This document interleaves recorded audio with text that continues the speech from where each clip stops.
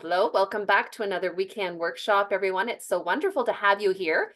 If I haven't met you before, my name is Carrie Ramsey, and I am the project manager for the Weekend Project, which is led by Queen's University. And I'm not sure how many of these workshops we've had at this point, well over 150. And for the first time, I think, Tammy, we have not your first time that you're presenting. I think your first time, well, anyways, doing a full workshop of this nature, certainly on this topic, which is really diving into creative problem solving and linking it to the solution finder mindset that Tammy is so amazing at. And I can't wait to uncover this today. I was just saying that creativity is sort of one of my favorite topics to get into. And I know that today, many of you are just going to get so much value out of this workshop. So welcome. It's great to have you. Why don't we just take a moment in the Zoom chat to introduce ourselves, because this is a great opportunity for you to connect with other women on the call. Some of you are from the same geographic region, but some of you are from further afield. And so we'd love to find out not only where you're from, but what your business is. So why don't you take a moment in the Zoom chat. If you have a website or LinkedIn or any way that we can just connect with you, we'd love to see how we can do that. So welcome. While you're taking a moment to introduce yourselves in the Zoom chat, I will acknowledge that Queen's University is situated on the ancestral territory of the Anishinaabe, the Haudenosaunee, and the Huron people. And we are, I'm sure many of you were a part of the National Day for Truth and Reconciliation, which just happened this past Monday. Maybe you wore an orange shirt. And of course, on the National Day for Truth and Reconciliation, we set aside a day to remember and honor the victims and survivors of Canada's Indigenous residential school system. And so we are mindful of that as we kick off today's workshop, because so many of our community are Indigenous women entrepreneurs. And not only that, but we are a part of Turtle Island, and we want to be mindful of that. So I'm not sure how you marked the day, but I hope that it was meaningful for you. So thank you so much for you who are introducing yourselves in the Zoom chat. This is a great chance for you to network as well as learn today. So as I mentioned, one of our quote unquote weekend famous clients, and we always joke, but Tammy has been such an important part of the Weekend Project in different masterminds and your workshops, perhaps, or maybe you've seen her before participating. And today we're thrilled to have her talk to us about the power of the solution finder mindset, which is directly connected to that creative problem solving that as women entrepreneurs, it's a daily thing that we have to do. So Tammy, I'm going to pass you the virtual microphone. I am so thrilled that you are here today to talk to us. I know it's going to be interactive. So let's settle in, everyone. Grab a notebook, a pen, your coffee. And Tammy, I'll pass you the virtual microphone. Great to have you back. Thank you so much, Carrie. I'm forever grateful for the service that you provide and that we can provide. And let's just get right into it. So we're going to be talking about the power of the solution finder mindset, creative problem solving for women entrepreneurs. And one thing that I want you to keep in mind is this is not only finding what you're strong at, but also finding what you're not so strong at, because you can only make yourself better entirely by getting help for those areas that are your weakness. So I think it's important to understand, this complete concept. All right, so what to expect during today's session. We're going to talk about the solution finder mindset. We will also do a little quiz to identify what your mindset is, so you don't have to guess. You probably know just by hearing them, but we'll leave the guessing to other times. We're also going to talk about something that I've spoken previously on, and that's the leaky sink framework. When you combine the solution finder mindset with the leaky sink framework, it's a way to really talk about and figure out your obstacles in business, not just in business, but in life as well. And then we're going to round it up with some strategies for overcoming business obstacles. And this can be used with a leaky sink and, regardless of what kind of obstacle or solution finder mindset you have, they're just something really good to know. So that's kind of where the presentation is going to head. Now, who am I? I'm Weekend famous. Woohoo! And I thank Carrie for that. I left the civil service. I left the golden handcuff of a job 5 years ago, actually probably 7 years ago, and I fooled around for 2 years. And then um, I left without a parachute, without a net, and no benefits, no pension, no salary, and all of a sudden I got bills. Like the reality hit. So I said, you know what? I'm going to do something real easy, and I'm going to start my own business. Yes, everybody laughed real hard because that was not as easy as I hoped it was. Leaving the comfy job and starting the business, I started what came natural to me, and I went from being an investigator to being a handywoman. And after 3 years, I ended up winning the Frontenac Business Women-Led Business of the Year award. So, and I entirely credit women who are in this group as being part of my success journey. So it's definitely not something that I did on my own. And I was able to use some of the techniques that we're going to be talking about today. Um, Moving from the handy woman, I now refer to myself kind of as the entrepreneur's handy woman. And just like a handy woman fixes things around the house, I help entrepreneurs identify and fix leaks in their business. I've been told I have a really calm and confident approach. I can't tell you how many times I've heard that, and I think I'm going to start believing it the more I hear it. So thank you to everyone who has been able to say that for me. So the first thing we're going to talk about is, what is this solution finder mindset thing that I talk about? And pretty much it's a way of identifying and utilizing your natural strengths. It's a way to turn challenges into opportunities. And it's a way to tackle problems head on. When you're aware of your natural solution finder mindset tendencies, then you'll have the confidence of knowing that you have all the tools to be able to deal with business obstacles as they come at you. You just need to tap into them naturally to solve these problems. So, whether you're creating new ideas, building connections, working with others, challenging the status quo, or getting everything organized, you're going to be able to say to yourself, hey, I can fix this. That's what the goal is. It's the difference between feeling stuck and really, really thriving. So there are 5 types of solution finder mindsets. There's the creator, the connector, the collaborator, the challenger, and the curator. So the creator is the person who is the idea generator, and they see business challenges as an opportunity to innovate and create something new. They come up with the fresh ideas, and they really like to think outside of the box. And they're the type to say, what if we did something totally new? I know for sure we have a couple of these creators in here today. Next is the connector, and they solve challenges by building relationships and leveraging networks.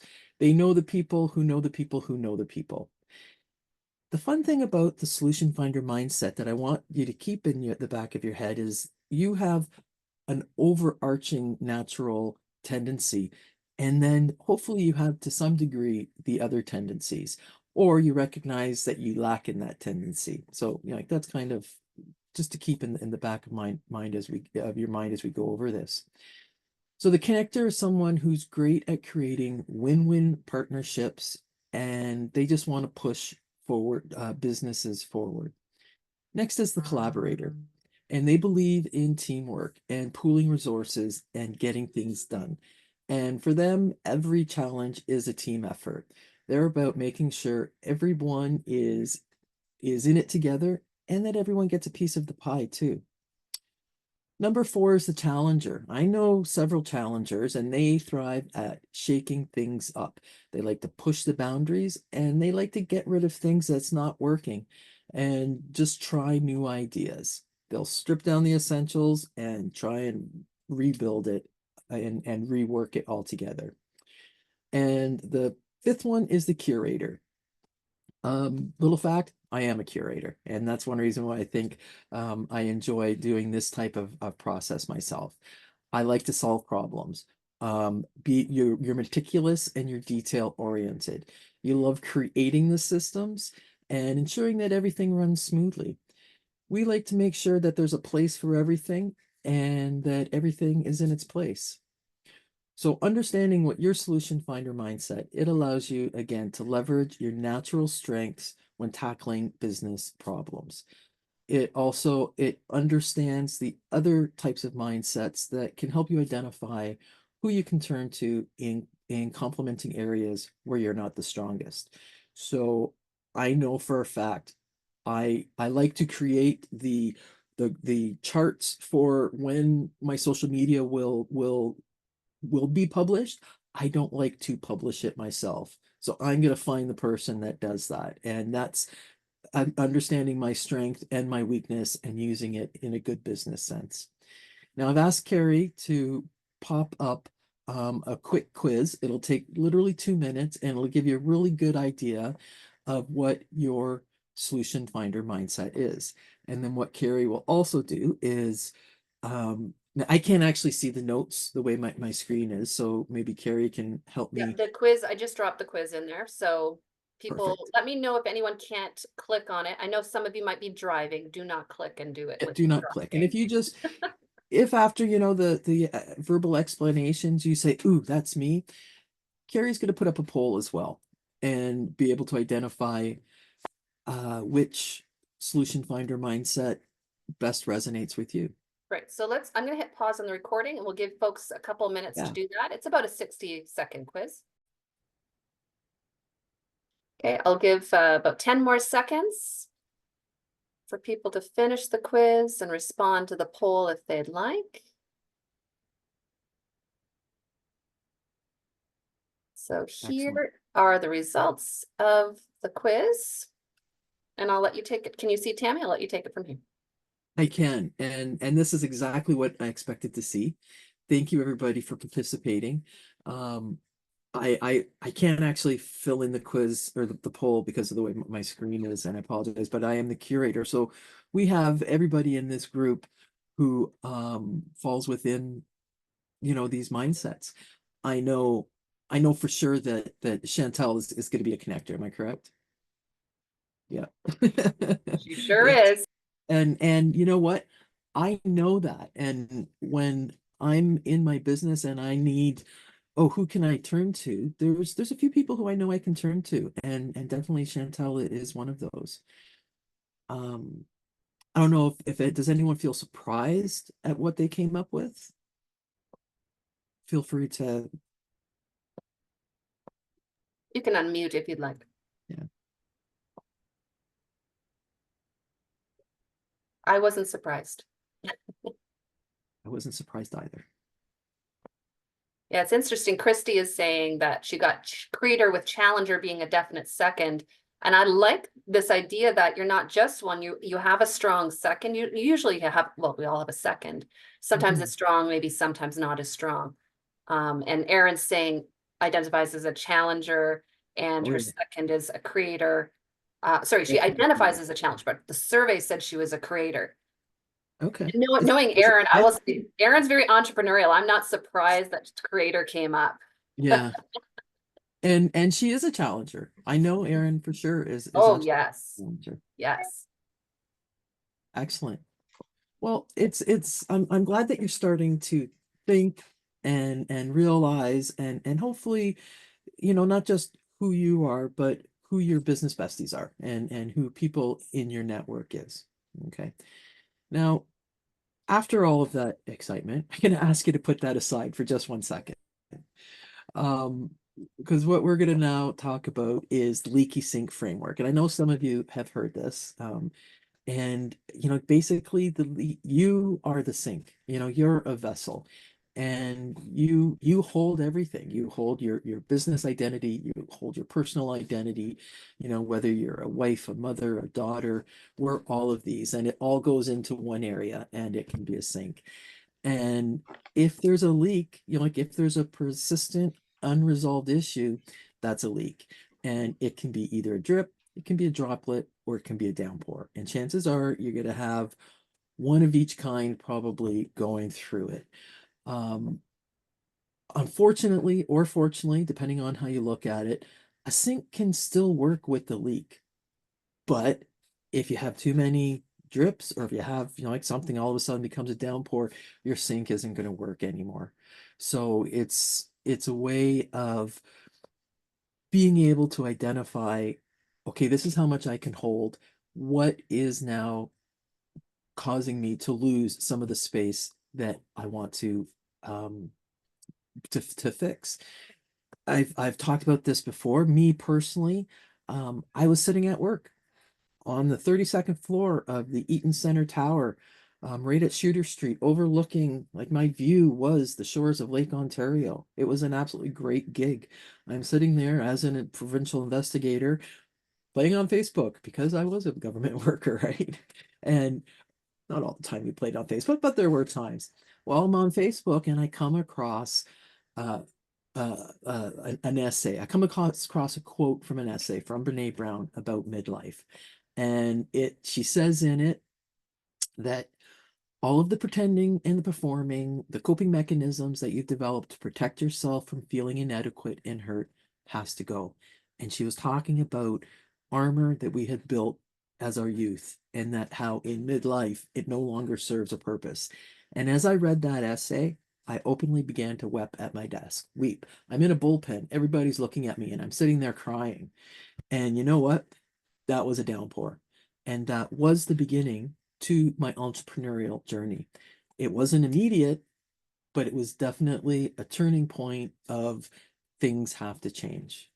Okay. So the leaky sink framework kind of has 5 components. The first is to identify, it's to ask the hard questions, it's to discover what the leak is or where the leak might be. For me, it was, sitting there at my desk, I discovered something was wrong.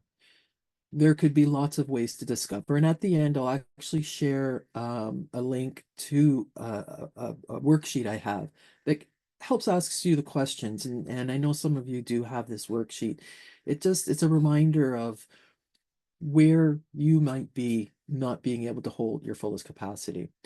So once you've seen, okay, there is a leak here, what's next? Well, this is when you kind of become your own handy woman, and you have to roll up your sleeves and you have to get under the sink and you really have to ask the questions and find out, okay, why do I have this leak? And not only why you have this leak, but what I can do to fix this leak.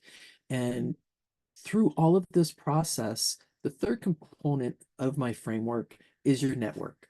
And we are all here today because this is our network. We are familiar with other people in this group in other scenarios, because it's not just one, it really is a village. And the bigger our village is, the easier it is that we're going to be able to challenge the status quo and really get the leak done, get the leak fixed. And the hardest part of this is the 20 seconds that it takes to initiate the courage to implement the stop for your leak. For me, it was selling my home in Oshawa and moving to the middle of nowhere. I live literally in the middle of nowhere up by Bon Echo Provincial Park, and that was huge, but it was definitely part of my healing journey. And I couldn't have been more proud of myself for doing it. And that's the fifth part of the framework, is to celebrate. You have to admire your solution. You cannot keep moving the goalpost and expect to keep on going. If you don't sit back and say, hey, this is really cool, then don't bother. You're going to get burned out and you're not going to see yourself as being able to move forward, right? One thing that I did, I had a little booklet, and for some reason I said, I wonder how many clients I have. And it's a little booklet, and there's about maybe 20 lines per page. And I actually started writing out who my clients were. I had 14 pages. Holy crap, where did I get all these? I didn't know until I was actually able to celebrate it. And that was kind of a turning point in my business. That was, like after the first year, I was questioning whether I should be doing what I was doing. And you know what? That was part of the answer to validate that I was doing on the right path. Now, we've identified what, there's leaks in our personal life and in our business. Some possible business leaks that you may encounter can include unclear branding. If your branding identity or message is a little bit fuzzy, it may lead to confusion. And if it doesn't seem like a big deal right now, over time, it can really lead to missed opportunities. That would be kind of a drip in your business. Inconsistent social media presence. I'm guilty of this. I thought, oh, I need a what do you call it? I can't remember the name of the platform, but I need to be on this platform, Instagram. I don't like Instagram. And people see me there sometimes. And am I really serving myself properly by being on that platform? Maybe not. And that's a drip that I have to, definitely be able to address. Something that could be more of a droplet would be poor time management. Are you juggling too many tasks at once? If you don't have a solid system in place, then you're going to have deadlines that get missed, you're going to have calls that go unreturned, and things are going to start to slip through the cracks, and ultimately it can hold you back from growing. Team dysfunction, and this can be, like, even as a solopreneur, I have a team. I have my bookkeeper, who I contract out. I have a VA who I deal with 10 hours a week. And I also have, like, some of the women in this group who I meet for other business related opportunities. And if I'm not able to communicate properly with those team members, then it can put my entire business at risk. Client retention, this is definitely can be a downpour, because if you're not keeping your people, like, if you have to if you can't replace clients faster than, or if you can't keep them faster than you can replace them, then, depending on your business model, there's not going to be success there. It's not delivering what you promised. You have to really figure out what the client retention problem is. And I think the biggest downpour that we, especially as women, suffer with is imposter syndrome. And, we each have to deal with it in our own way, but it's something that you should be aware that, what, everyone suffers from this. We're not alone in thinking, my gosh, do I really belong here? And I think that's powerful, knowing that you're not alone in it. So that's the leaky sink framework. And now if we combine the two and we link, if you find a leak, how, as in your mindset solution finder, will you be able to connect the two? And like, why do they work together? Well, if we take an example of addressing inconsistent social media presence, this is going to be, depending on what your natural problem solving ability is, you might have a different way of solving the problem. So the creator, they're going to focus on a way to be creative and be original. They're going to develop unique content, maybe, or they're going to, get videos and challenges and behind the scenes looks at businesses. They're going to focus on creativity and originality.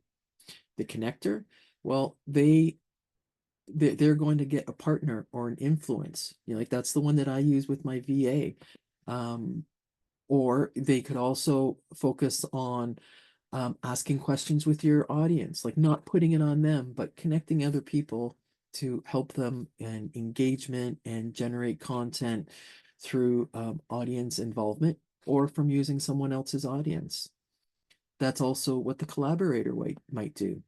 They too might hire the social media and outsource the content creation. Like, if they're not, we have a great marketing, lots of great marketing people here. And yes, I've used those marketing people too. And I credit a lot of my success to the marketing people who I have used.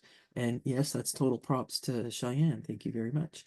The challenger is going to be someone, they're going to enjoy questioning the status quo, and they're not afraid to push the boundaries.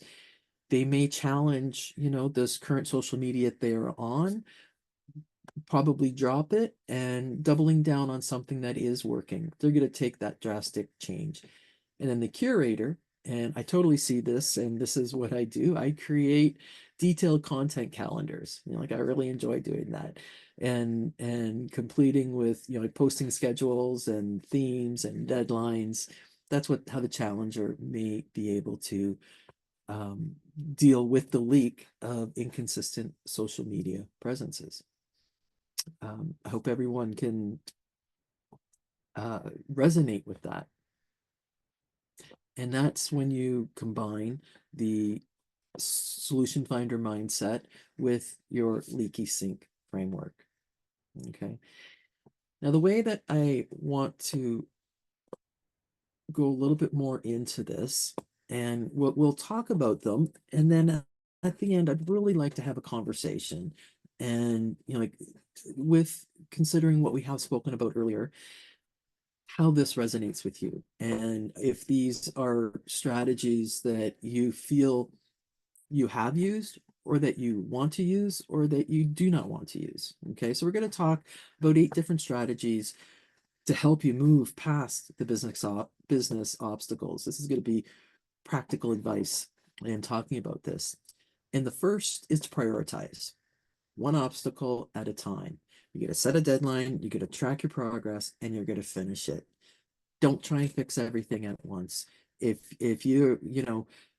the shotgun formation is not going to work in fixing a particular issue. So it's really important to prioritize when you do have an obstacle. SMART goals. I am a big fan of SMART goals. Specific, like small or specific, measurable, achievable, relevant, timely. There are times and places for SMART goals, and I think if it is relevant to your situation, it's absolutely a key success in moving past business obstacles and personal obstacles. And I was just reminded of this. I've lost a substantial amount of weight, substantial. And when I looked at the whole number and I went in, it's like there's no way I could lose that amount of weight. What my leader said to me is like, well, you don't have to lose that 3-digit number. You just have to lose 5 pounds, and then let's go from there. And that's how I ended up losing 180 pounds, was 5 pounds at a time. If I had said, ooh, I'm going to go in and lose 180 pounds right now, what do you think would have happened? Not success, exactly. But losing 5 pounds at a time was absolutely the way to go. And that's why I love SMART goals. Identifying the root cause of the problem. You might think the problem is one issue, but it could be totally something different. And like some sort of audit is really good at being able to review the processes, the systems, and what outcomes it has, where you can pinpoint a specific area. Things like checklists, flowcharts, pros and cons lists. There's lots of tools that you can actually use to identify the root cause. Breaking down the problem into smaller goals. It's sort of like your SMART goal, but like if you're feeling overwhelmed by something that's really big, well, let's break it down into manageable, achievable blocks. It's like if you're having trouble managing it, break it down, lists, prioritize them, set timelines, and delegate if necessary. There's something called the Eisenhower matrix. And I know we've all seen it, but we might not know what the name is. But basically, it's 4 quadrants. And in one quadrant, you're going to have important, then you're going to have not important, and then you're going to have essential, and you're going to have not essential. And if you sit down and you say, bookkeeping, is it important? Yes. Is it, it's not going to be non-urgent. Writing a social media post, where is that going to be on your matrix?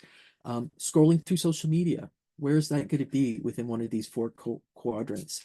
And sometimes even highlighting what you do and seeing, ooh, I do a lot of things that belong in this not urgent quadrant.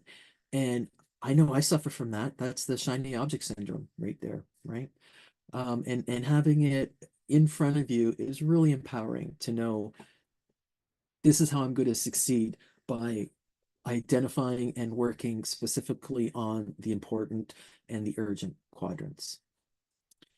4 other ways is to delegate. You want to work in your zone of genius. I love Gay Hendricks, and just because you can do something doesn't mean that you should do something.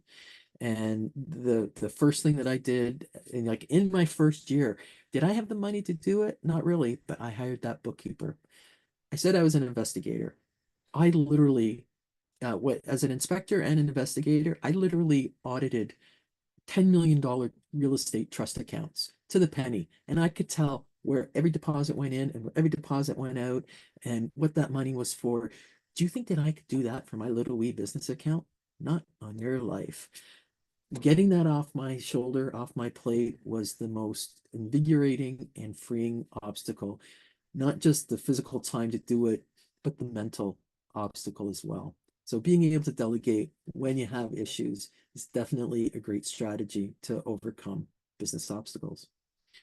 Automating. This is something now that is becoming more and more relevant in today's, um, you know, okay, being a government worker, I did get up kind of early and I would go to work early. And you know what? Getting up at 4 or 5 o'clock in the morning is unfortunately ingrained, and I do that. And what do I do when I wake up at 5 o'clock is I'll answer some email messages. Do I want to hit send and let everybody know that I have no life and I'm answering email messages at 5 o'clock in the morning? Nope. So now we have that wonderful send later button. There's a really simple, very, very simple thing of automation. I use a CRM system that has, okay, this person is in this point of the line of business with me. This is what's going to happen next. And my system knows what to do. So again, I've taken that, that mental space right off of my plate. That moves right into communication. And, like with communication, things like Slack and Trello and like even Facebook Messenger, if everybody's on the same page, things will get done. If people don't know what their expectations are, or if you don't have a regular check-in, if we don't know what issues we're facing at one particular time, this is going to lead to inconsistent and poor business. And then the last one is to seek help. These workshops, being part of the We Can Facebook community. Hello, I can't tell you how many times I've put in, hey, does anyone know how to do this? Finding a coach or an accountability partner. Those are ways. I personally have 4 coaches. So it's for different reasons, and I love each one of them. And I don't think I would be where I am in my business today if I didn't have that part of my network. Because ultimately, as I said before, we can't do it alone. Um, we just want to develop consistent routines. That's so important, I feel. I recently started a co-working venture, and I know for 2 hours on a Friday, I'm going to get something done.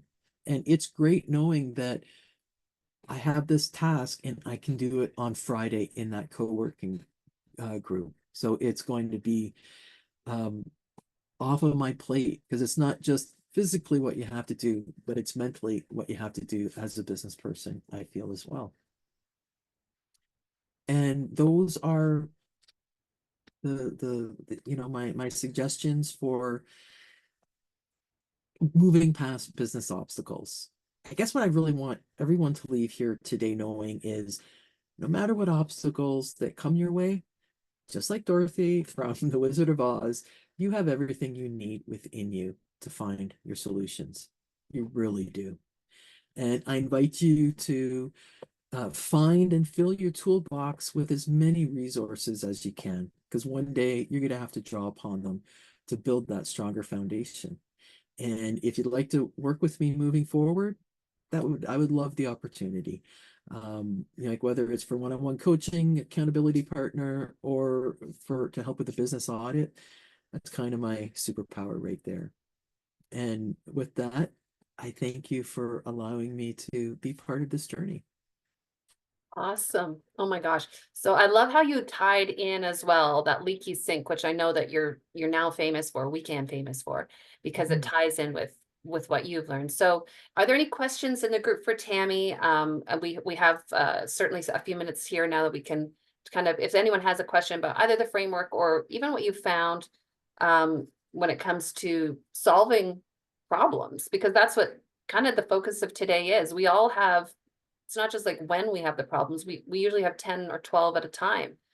And that, to Tammy's point, I love that point about prioritizing because we can't tackle all 12 at once.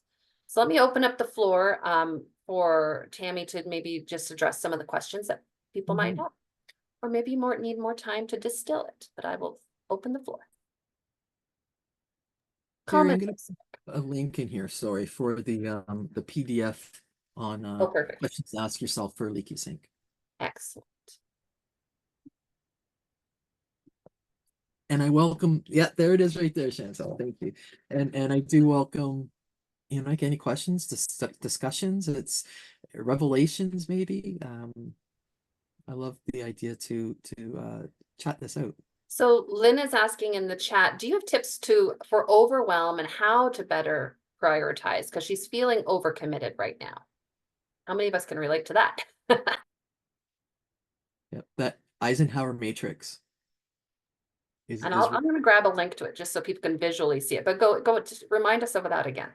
yeah, that's the one where you have important, not important, urgent, not urgent, and you literally put down the task. And if you have everything in the important, are you, that could be a problem right there if that everything is important. Maybe that means it's time to, get some help, take something off your plate. Also, identifying what your goals are. I think it's important to consistently go through and identify what your goals are, whether it's a 3-month goal, 5-year goal, whatever. One of my favorite things is breaking things to 3-month goals. I don't know, 3 months, I can just visualize 3 months, sometimes even 6 months. I can't visualize. So, and I mean, it makes sense that those are quarters and hey, our business works in quarters. So that's one thing that's really helped me to say, let me just think about the next 3 months. And yeah, I have a big grand 5-year vision or whatever. But I mean, we all know the world could change drastically before that 5 years happens. So what can I do in 3 months? So that's sort of one of my life hacks. Chantel, over to you. What are your thoughts? Mm. I want to share one of the things I do that has helped me over the last couple of years.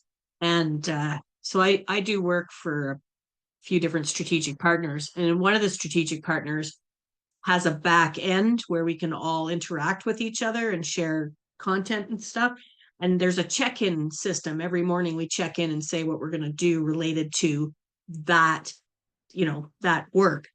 Well, I'm part-time with them. I only do about 1 day a week. So right from the beginning, I'd say, here's what I'm going to do for you, and here's what I'm going to do for my business each day. And even though, I rarely get comments on that, sharing what I plan to do each day with that group gave me sort of a set of virtual accountability partners, and it made it easier for me to check off the things on my to-do list, right? So yeah, so I'm still doing that. I've been doing it for 2 years. It helps. Like Tammy, I do an accountability partner session, not with Tammy, but with somebody else. And Friday mornings, most Friday mornings, we get together for 2-3 hours, and we tell each other what we socialize a bit at the beginning. We tell each other what we're going to do. Then we turn off our mics, turn on our tunes, and we just work. And at the end, we check in to see what we did. So those things help a lot. And like Tammy, I have several coaches for different parts of my business. So yeah, it's all these are things that work for me. SMART goals are something that do not work for me at all. Okay. And the reason they don't work for me is I'm my own boss. So if I set myself a SMART goal and I set a time frame, I know I can change the time frame. I can't trick myself into following the time frame unless there's a client demand for something, right? So SMART goals, I understand they work for a lot of people. They don't work for me. at all. So I just wanted to share that experience. And even though I've heard Tammy speak before, I'm really glad I came here today, because there's layered understanding. Each Yeah. time I hear you speak, I learn something new. Today, taking the 60-second question, a quiz again, reiterated that I'm a connector.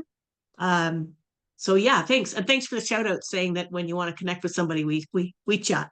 So that's my thoughts for now. Love that. I love that you identify that SMART goals is not your thing. And as a mother of twins, so they're not identical, but they look identical. They are so different.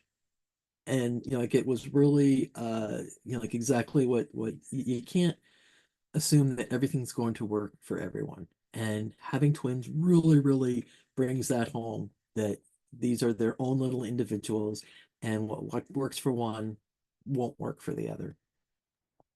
Yeah, and Erin's saying in the Zoom chat, one thing she's found is that she has less downtime than she did in the past. And so a big part of that is how she chooses to distract herself with media.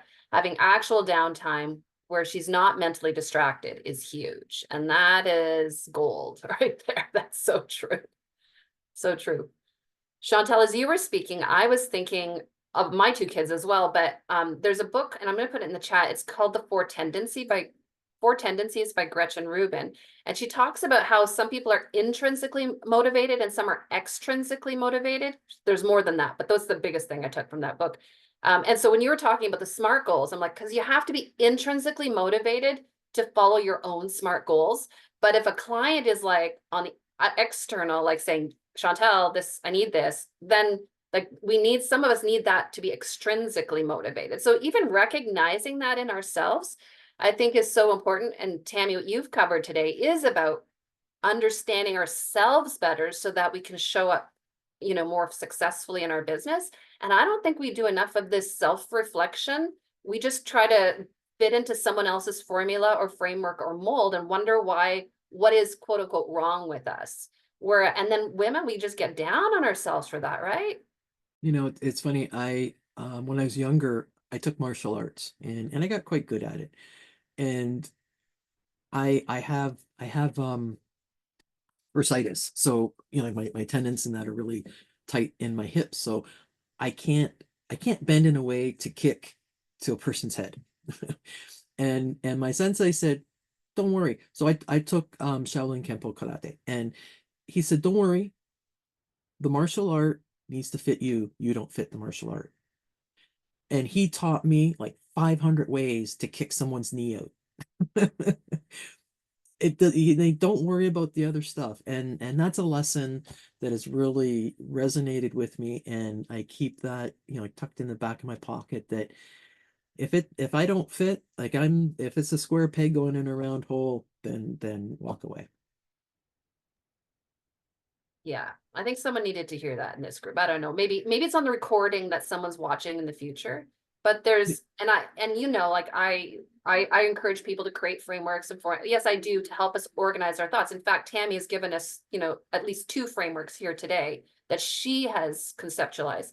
But again, it's like any of these frameworks, it's like take what works for you and move forward with that. But not every framework is one size fits all. But Tammy, I love what you've shared. Morgan, over to you. Hi, you can tell I haven't been on Zoom for a while. I'm like, how do I raise my hand? It's been a while since COVID teaching. So thanks, Tammy. One thing that I took away from your talk was you talked about like imposter syndrome and how that's a real challenge for women, which I tend to agree with. But then I think you identifying the different solution focused mindsets helps, because for me anyway, imposter syndrome happens when I'm trying to be like somebody else. And so me celebrating what my strength would be or what mindset I use probably helps me get over, that I'm not the curator, but I am the creative or the connector. So celebrating that strength, I think, is a real solution to imposter syndrome when you're playing in your lane. So thanks for that. That's gold. And comparisonitis, like that's the thief of success. Compare and despair is what I heard it called the other day. And I thought, why?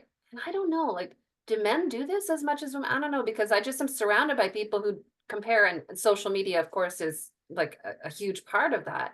So releasing ourselves from that, again, Tammy, I think that this approach allows us to do that.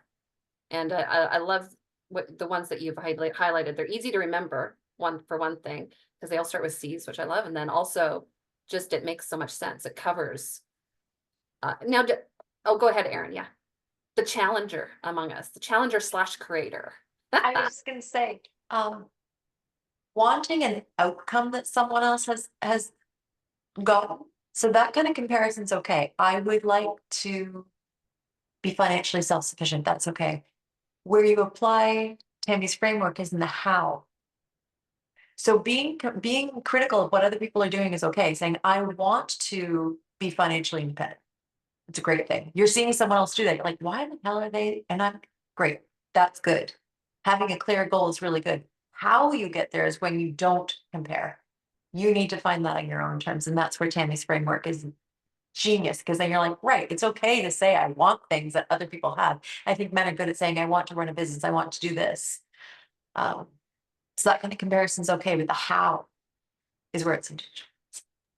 Truth bomb. Truth bomb. I love it. The women in this group are so freaking amazing. Love it. You're right, Erin. And that's, yeah, Chantal. I wanted to reflect back on the intrinsic and the extrinsic motivation.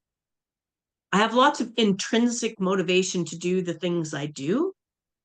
Setting deadlines, it really helps if there's an external influence for that, right?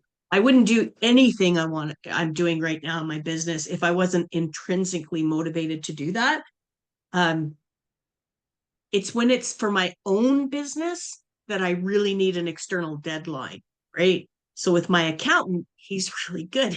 He starts bugging me in January so that I get him in my stuff well before the June deadline, right? So he'll bug me in January, and then in the 1st of March, he'll check in. And he's like, when are we meeting this month, Chantal? Right? Like, so he knows that, and this is something I need to do for my own business. It's the things I need to do for my own business where I need an external accountability partner or something, right? Does that make sense? Yeah, I heard someone that, let me share this baby tool that works for some of us, but I heard someone the other day say, she said that she sets things into her email calendar. Like she sets those deadlines ahead of time, or she even sends herself notes. I don't know how you schedule notes to yourself, but it's like she does this and she gets an email from herself. Like, Carrie, you're good. You're right now, it's January 1st, and you're probably feeling this. I want to remind you that, and so she does that for herself. I thought, oh, I don't even know how to set my own emails like that. Sorry, but yeah, I could set myself calendar reminders. That reminds me of the letters we wrote to ourselves at an event you held last year. And I met all the goals that I had in that letter, but I received that letter well before I'd met all the goals. So I left it unopened on my nightstand until I achieved all the goals, and then I opened it. That's so cool. Joanne says a new way of setting goals is putting them in KPIs, or key performance indicators. That seems to be working. I'm assuming that means that seems to be working for you, Joanne. She started this 4th quarter. It's on her whiteboard. She sees it every day. Yeah. Oh, there you go. Right. I know Tammy is a fan of notes all over her walls as well, which some of them you can see. So that's, again, what works for her, which whether it's an email pop-up, whether it's, and I have a bulletin board right in front of my desk as well. Any other solutions someone has on that? I mean, or again, general takeaways is welcomed as well. We certainly have a few more minutes left. Are there any thoughts? I think that's Yeah. Oh, sorry, Tammy. A good point in the sense it goes back to your different mindsets, but I love the idea of being a tidy person who has my office looking like it came out of Pinterest. But the moment I put all of the sticky notes away, I forget what I'm supposed to do. So I have to just accept, like, this is who I am, that I need sticky notes on my wall and I need things posted around the room. And I can't be, a Pinterest perfect office because I'm the way I work is messy. And so I think that goes back to the different mindsets, is just giving yourself permission to be the type of person that works best in different scenarios. And yeah, so there's a lot of self-discovery. Which in one did you terms get of what again, you're Morgan? doing. Which of the five? I think I'm a connector, but a creative, like those Yeah, two yeah. together. Gotcha. And so I see that. much to my husband's chagrin, I am a messy worker. He's like the Pinterest tidy everything and can keep it in his mind, but if it's not in front of me, then I'm going to forget about it. Hence, Opposites attract. Yeah. enjoying email because they hide in the digital world where I like Yeah, to see everything there. Yeah. Christy, over to you. What does the artist in you manifest? How does it work for you? So I am also very messy. And Morgan, what I've actually done is I actually have a metal pegboard. You can't see it because it's so messy behind me. And then I have the magnetic dry erase magnets. So I can write all over those magnets and change them and check mark them and X them and all the things that I need to do. And they fill up like half of the space in front of my art table. And then I have notebooks because I get random bits of thoughts constantly all the time. So I'm constantly writing. My notebooks would make no sense to anyone else, but I look at like it'll be 3 words. I'll be like, oh, and then I go off on a whole other tangent. So that all works. And Chantel, I also struggle with the time thing. If it's an artificial timeline I've created in my head, I'm just like, well, I can do that tomorrow. I can do that tomorrow. I can do that tomorrow. I have a couple of things coming up, and my work has been so much better and so much faster because I'm like, I have to get it done by this date because it has to go up. And I've just been much more productive because of that. So I'm learning I need the balance. I can't have too many deadlines, but I need enough to keep me moving forward. I love it. It's knowing yourself, right? Yeah. And then you feel, I feel like you feel more peaceful about it. And ultimately, I strive for joy and peace in my business. And if it's causing me other things, I'm like, okay, something's off, something's not aligned. And so that's one of the things I love about these communities that I know I lead them, but I'm gaining from them constantly is that permission. Over and over, I hear that. Okay, let's all just snuggle our dogs right now, Erin.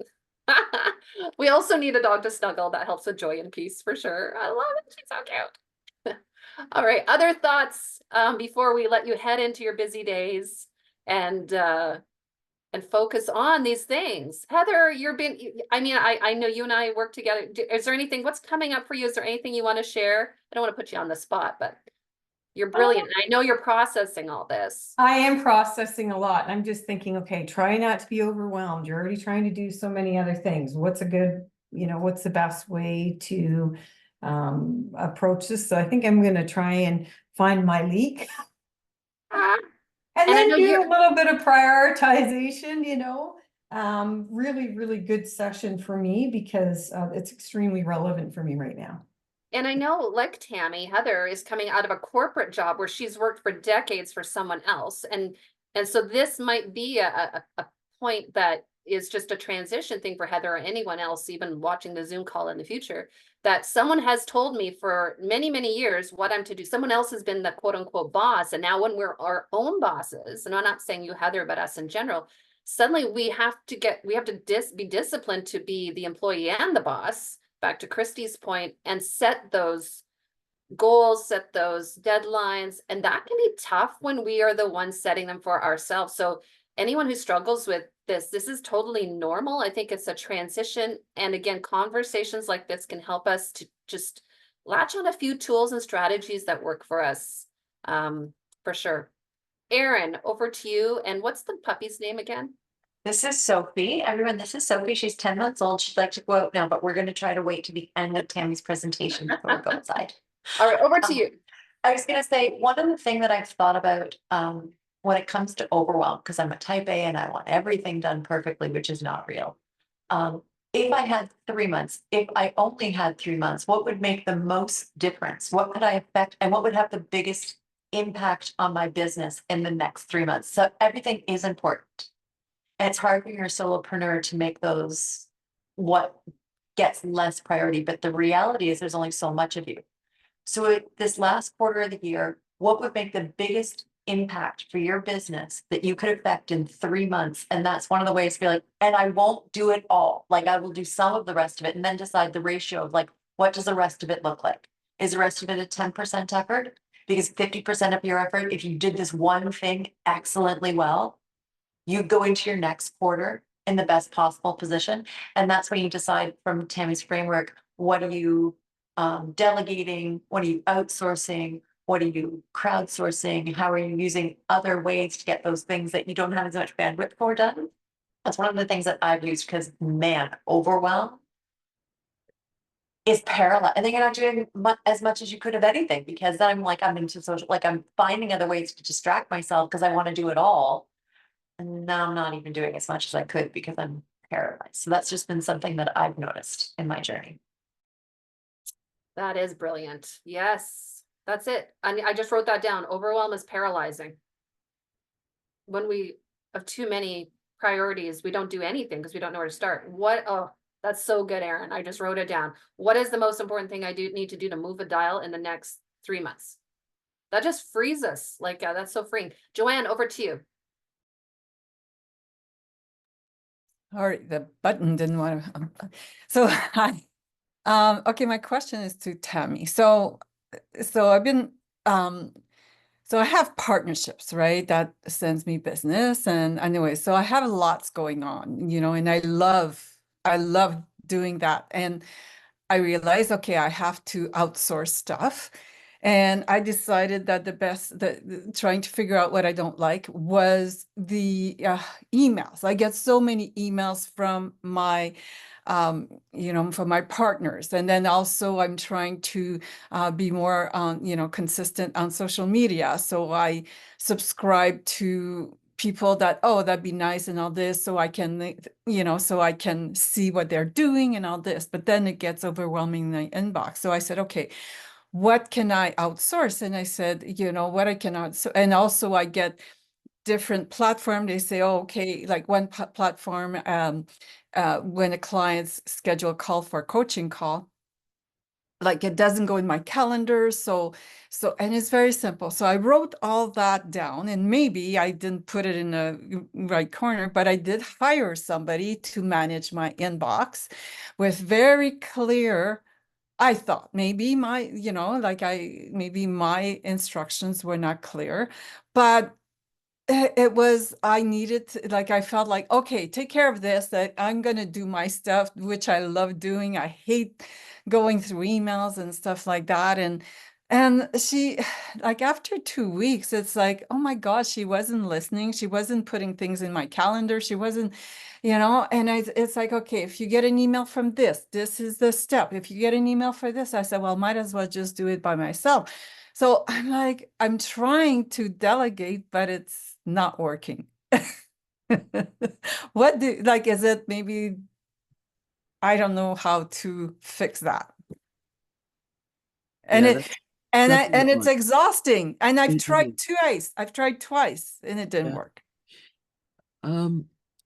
There's a lot to digest in that. And when you write it down, I used to have to draft voluminous documents, and it made sense to me, but we always had to peer review our items, because just because it makes sense to me doesn't mean that my audience is going to understand it. So I guess that's the first thing. You're talking about procedures, SOPs, standard operating procedures. Yeah. I absolutely love them. As long as it's consumable by the person it's intended for. Right. So just because it makes sense to you doesn't mean it makes sense to someone else. So you know what? Maybe approach a colleague. It's like, hey, can you have a look at this and let me know if it makes sense? Right. That's Okay. a simple way. Having clear expectations. I think using all of these techniques and saying, do you understand?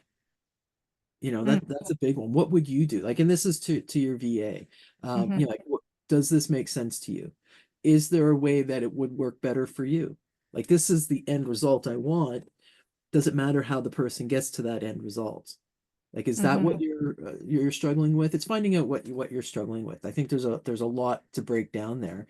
And well, I'm struggling with trusting now. Well, maybe I put too much stress and and I said, okay, let's have a meeting, let's review. But there was, yeah, actually, no, I think there was 3 times. There was like 3 people. Maybe they were junior, maybe they, and yeah, they were cheap, but because I'm trying to, it's to manage my cash flow at the same time. So I said, well, do I need to pay more to have somebody, so it's a struggle. It's easy to hire and it's hard to fire. Yeah, she's even, I told her, okay, hold on, I said, I need to revisit. And she's this wonderful woman from Nigeria. She just offered to do it for free. And I said, no, I cannot take advantage of you. And I don't want you to touch my inbox anymore. And Chantel, so can I jump in? Because there's a few good thoughts in the Zoom. For one thing, Chantel did say it took her 3 times to get the right person. So I'm just gonna say, don't give up is the first thing. Chantel, do you just want to comment on that? I know you've recommended Wendy Harris, who's a part of the weekend community as well. But I mean, again, maybe Wendy wouldn't work for someone else. Sometimes it's just the fit, but I'll let you open up to that and then we'll talk about some of the other things that people are saying. The hardest part for me was figuring out what I needed help with. So my first VA actually was a success, but the majority of her business is bookkeeping, and I didn't need help with bookkeeping because I pay my accountant once a year to sort that out, right? And we've got a good system going. But what she did help me with, because I'm one of these people that's got papers everywhere, she went through about 30 years of paperwork, recycled what could be recycled, put in bins what needed to be shredded, and put aside the handwritten notes that she couldn't decipher for me to do with. And I gave her a priority list. So she did that. She was excellent, but we weren't a good fit because I didn't need somebody to do bookkeeping, right? The second person I worked with was like your last experience with the woman with Nigeria, right? So this woman was in Ontario, was recommended by one of my business coaches. I wanted her to do some tasks for me. It became incredibly painful to get the tasks done, but because I was paying her to get the job done, I stuck with it until it was finished. But I felt like I was spending as much time telling her what was needed, and I tried talking like this with her. I tried writing what I thought were detailed notes. We did check-ins, and it was just painful. So when that was done, I stopped. And then I said, okay, Chantel, don't hire anybody else until you figure out what you need help with. And you find somebody that actually their skill sets complement what you need help with. So I met Wendy, who I recommend. She's fabulous for me. And I know she helps lots of other folks too. We met in weekend things like this. We met in person at a weekend thing. We met one-to-one just to talk about stuff. And she told me about her business, and I told her about my business. And then about a year after we first met, I said, okay, I think I've got a list of things you could help me with. Let's chat. And so I pay her a monthly stipend. I don't always use all my hours that I have each month. The value she gives me with that Canadian rates amount for each month, I don't care if it takes her an hour or 5 hours. She gets stuff done that makes my life a lot easier. That would take me hours and hours to do. So my advice as you look for your next one is to figure out what it is. And you've already done the first part, the hard part. You know what you need help with. And then find somebody who can help you with that bit. And there's things that take me hours that takes Wendy an hour, right? Mm-hmm. So instead of thinking about how many hours you're paying for, think about the efficiencies you're paying for, like understand your budget thing. So sometimes paying a person a higher rate, but they're much more efficient, is better off for your bottom line. That's my advice to anybody looking for a VA. Smart. And I like the idea of, and I don't know, maybe you did this, Joanne, but I like giving someone a small, like a VA in particular, a small project to do before I sign on with them for 6 months. I'm like, can you do this? Can you organize? And I'm doing this right now. Can you organize these Excel sheets for me? Here's exactly what I need done. It's 5 hours of work. And if she can't do it, I'm going to move on to somebody else, because then my whole life's not on hold, right? Now, 2 people said they use Loom to describe to their, or have colleagues. I've used that. I've used Loom too. Yes, and it's great. I love Loom. Yeah. So they're saying they use to show the assistants how they can, and then they can go back and watch it again if they don't get it. Because sometimes you can like screen capture, like here is where to put this and whatever. So sometimes video can help as well if we're not comfortable writing everything down. Some good thoughts there. Tammy, over to you. I think, you know, like one thing that Joanne has hit on is how difficult it is. And like as a handywoman, honestly, this totally makes sense to my handywoman business. Is I have like 5 toolboxes, and each toolbox might be for different reasons, right? I have I don't know how many types of wrenches, and each wrench has its own purpose. And it's just like in business, we really need a toolbox, and we have to kind of be aware of everything that we have in those toolboxes. And I think that's part of the whole process is realizing, okay, we do have loom, and loom is really good for here, but it may not be good for here. So what other tool can I use for here?